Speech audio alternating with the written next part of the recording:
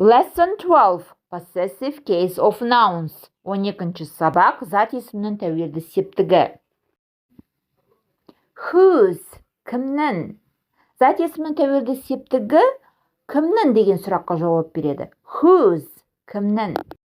Қазақ тілінде кімнің деген сұраққа жауап берген кезде адамның, жануардың, әлияның, әкемнің, сол жердегі діннің, тың деген жалғаулар ағылшын тілінде жаңағы зат есімге апостроф S немесе S апостроф арқылы жасалынады. Жануарларға және адамдарға зат тиесілі болса, сол зат есімге апостроф S немесе S апостроф қолданамыз. Мысалы, егер зат бір адамға тиесілі болса, жекеше түрдегі зат есімге біз апостроф S шалғаймыз. It's John's dog. Немесе it is John's dog. Бұл Джонның иті. John's dog. Джонның иті. It's dog's bone. Немесе it is dog's bone. Бұл иттің сүйегі.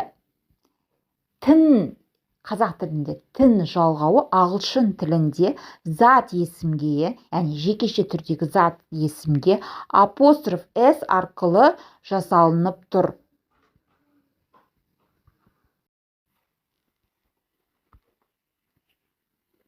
Is it your friend's bike? Бұл сенің досыңның велосипеді ме? Егер де зат есімнің өзі S-ке аяқталып тұрса, онда оған апостроф S шалғанады. The class's teacher is nice.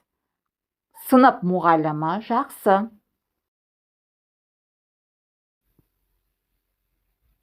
My boss's office is big. Менің бастығымның офисі үлкен. The princess's dress is blue. Ханшайымның көйлегі көк. Егер адамның есімінің өзі S-ке аяқталса, оған апостроф S жалғауға болады, немесе есімінен кейін апострофты ғана қоя салуға болады. Мысалы, James's cat is hungry.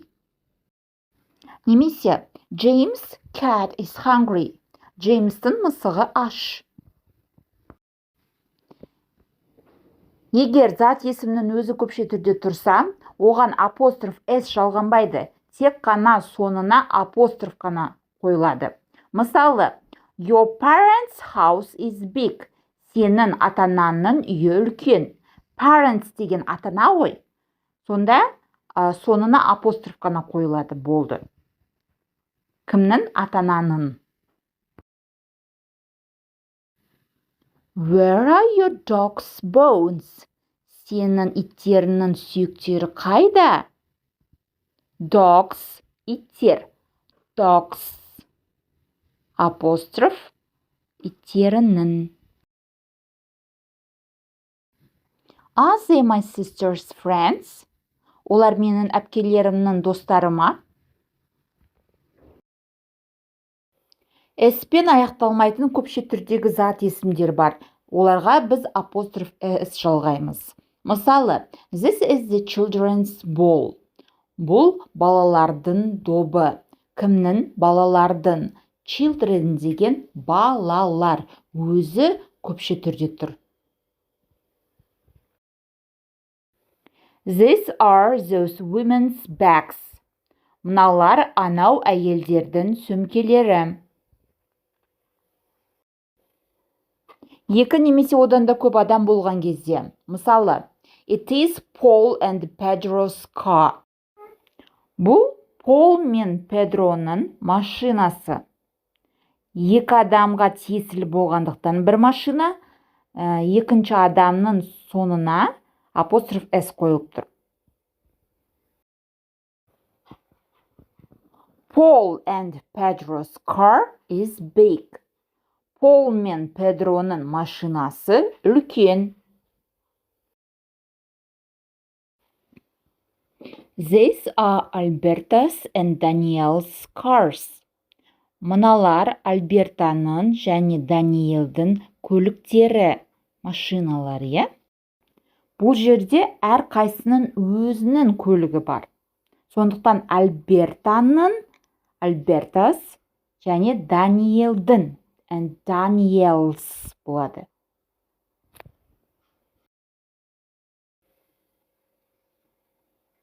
Alberta's and Daniel's cars are new. Альбертаның және Даниэлдің машиналары жаңа. Бұл жерде жаңағы машиналар, көліктер болғандықтан а көмекші етістігі қолданылады. Егер зат есім дефиспен немесе күрделі зат есім болса, оған біз соңына апостроф s жалғаймыз. Мысалы, my mother-in-law's cottage is on the lake. Менің енемнің коттеджі көл жақта орналасқан.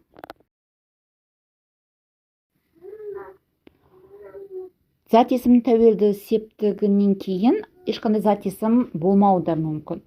Мысалы, whose umbrella is this? Бұл кімнің қолшатыры? It's my mother's.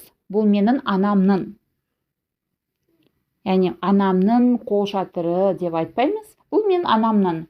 It is my mother's. We use of for things, places, etc. Біз of сөзін заттарға, жерлерге, тағы басқа қолданамыз. What is the name of this town? Not town's name. Бұл қаланың аты қандай? Бірақ town's name деп сұрамаймыз. Оны қолданбаймыз олай.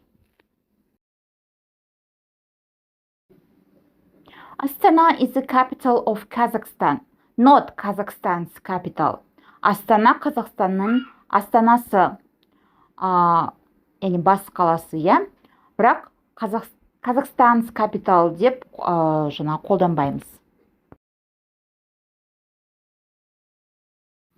The roof of that building is old, not the building's roof. Анау ғимараттың шатыры ескі. Бірақ building's roof деп айтпаймыз. Of'ты қолданамыз, of сөзін. Of сөзін заттарға, жерлерге қолданамыз. Ал бағанағы апостроф s пен s апострофты адамдарға, жануарларға қолданамыз. Айырмашылығын көріп тұрсыздар ғой. The beginning of the movie is interesting, not the movie's beginning.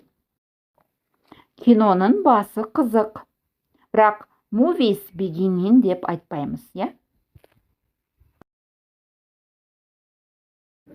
Практика. Қазір сіздерге 3 жаттығу беріледі. Соларды паузаға қойып видеоны жасайсыздар. Одан кейін ең соңында жаттығулардың кілттері беріледі. Соған қарап қателеріңізді тексересіздер. Сіздерге сәттілік. Бүгінгі тақырыпты түсіндіңіздер деген ойдамын.